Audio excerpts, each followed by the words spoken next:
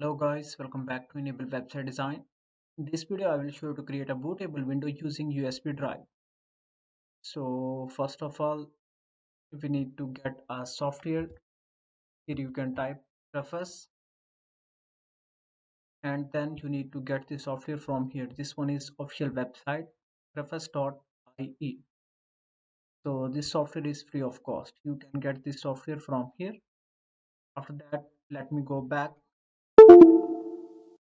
in my laptop and then insert USB drive. So this one is empty again. You can go and click on format, then quick format, start, and okay. That's done.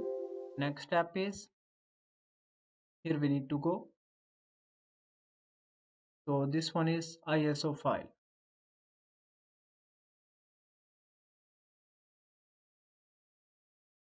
Now I need to get the software. Now open the software, yes button, and then select the file.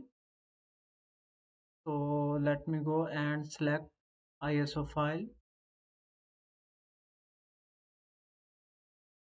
From here, this one, here you can go and check the properties .iso and select the file, and after that click on start button and okay.